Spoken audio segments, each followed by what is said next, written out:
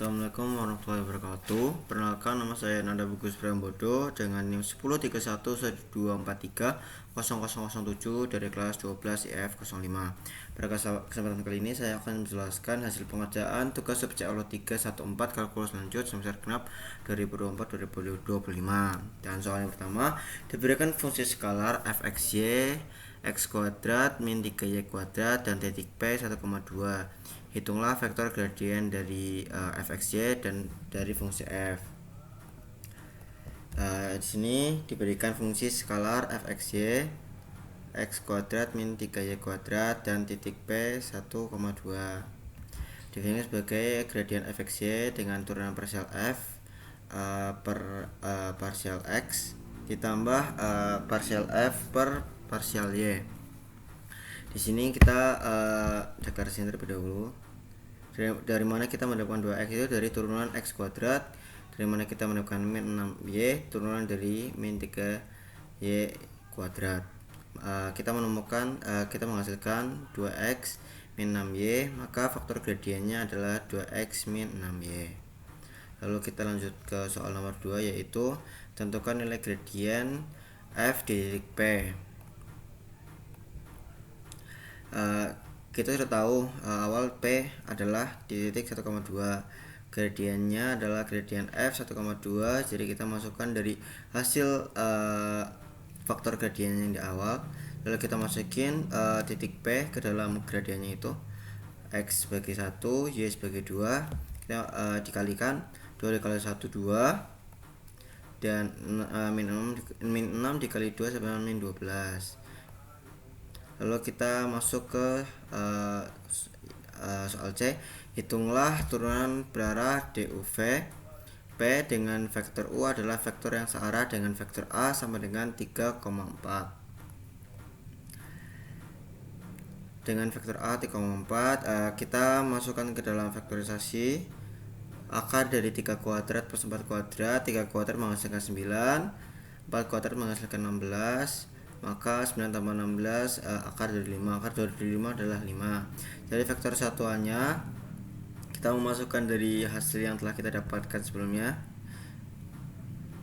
3/5 ditambah 4/5, dan menghasilkan 2 dikali 3/5 ditambah minus 12 dikali 4/5 menghasilkan 6/5 dikurangin 48/5 menghasilkan minus 42/5.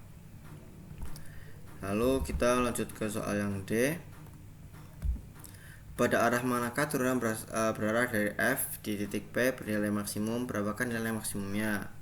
Berarti kita mencari arah maksimum turunan berarah dengan vektor gradien di titik P, yaitu 2,12 dari hasil yang telah kita temukan sebelumnya, 2,12. Gradien F 1,2, akar dari 2 kuadrat ditambah minus 12 kuadrat menghasilkan 4 plus 144, akar dari 148 menghasilkan 4 dikali 37, 4 kali 37 menghasilkan akar 148. Jadi akar dari 4 adalah 2 akar 37. Lalu masuk ke soal yang E, yaitu tentukan arah vektor unit V di mana turunan berarah dVP sama dengan 0. Jelaskan secara singkat makna geometrisnya. Kita telah mendapatkan gradien FP dikali Y sama dengan 0. 2, minus 12 dikali V1 V2 sama dengan 0. 2 V1 sama dengan V2. Berarti V1 masuknya ke bagian 2, minus 12 masuknya ke bagian 2. Kita pindah ruas agar supaya tidak boleh ada yang minus atau kurang dari 0. Kita pindah ruas.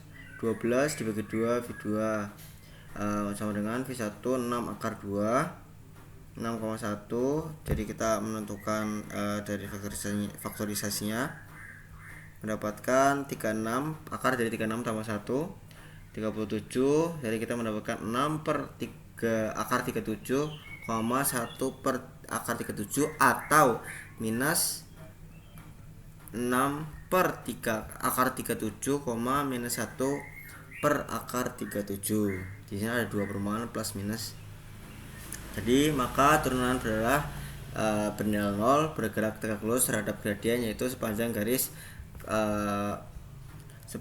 kontur fungsi di titik tersebut. Lalu kita masuk soal nomor 2, yaitu diberikan fungsi fxy sama dengan x pangkat 3 minus 3x plus y kuadrat. Hitunglah turunan parsial pertama dari fx dan fy. Turunan parsial pertama dari fx, kita mendapatkan fx nya adalah 3x kuadrat minus 3 yang berasalkan dari x pangkat 3, turunan pertama dari x pangkat 3 minus 3x menghasilkan 3x kuadrat minus 3. Untuk turunan dari f nya itu sendiri, ini bagian x, ini bagian y kuadrat, berarti turunannya 2y. Ini turunan parsial f per parsial y. Lalu kita lanjut ke soal nomor 2, tentukan titik stasioner dari fungsi f, x, y. Fx sama dengan 0, kita mencari fx terlebih dahulu. Fx sama dengan 0, dari yang ini kita turunkan sama dengan 0. 3x kuadrat kita memindah ruas minus 3 agar menjadi positif. X kuadrat 3/3 menghasilkan 1. Lalu x kuadrat sama dengan 1, ini ada dua kemungkinan antara x nya itu plus 1 atau minus 1. Lalu kita masuk ke fy sama dengan 0, 2y sama dengan 0, y sama dengan 0 dibagi 2 sama dengan 0. Jadi titik stasionernya adalah 1,0 atau dan minus 1,0, karena kita karena 1 itu bisa dideklarasikan dari 1 tambah 1 positif atau minus 1 dikali minus 1. Lalu kita lanjut yang hitunglah turunan parsial kedua fxx, fyy, fxy. Parsial x 3x kuadrat minus 3 diturunkan lagi menjadi 6x. Parsial y 2y diturunkan lagi menjadi 2, dan 3x minus 3 diturunkan lagi menjadi 0. Lanjut kita nomor D, ujilah titik stasioner apakah merupakan minimum lokal atau maksimum lokal untuk titik atau titik plana.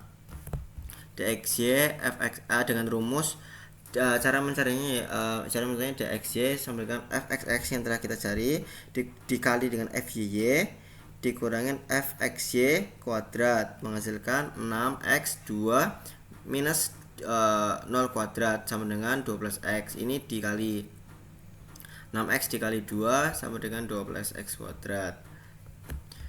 Ini diabaikan karena hasilnya adalah 0. Kita mencari di titik 1,0, 12 dikali 1 12 lebih karena 12 lebih dari 0, maka titik ini adalah minimum lokal.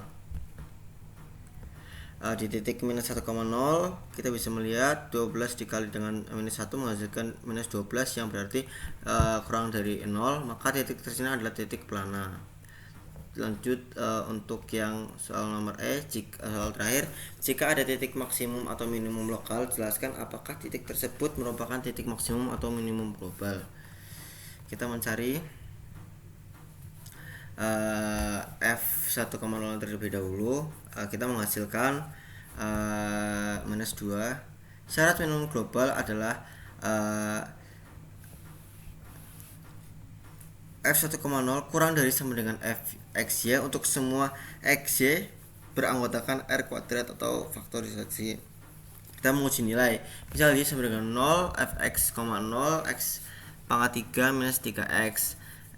Kita mencoba dari x minus 2 terlebih dahulu. Kita masukkan ke dalam rumus menghasilkan minus 8, ditambah 6 menghasilkan 2.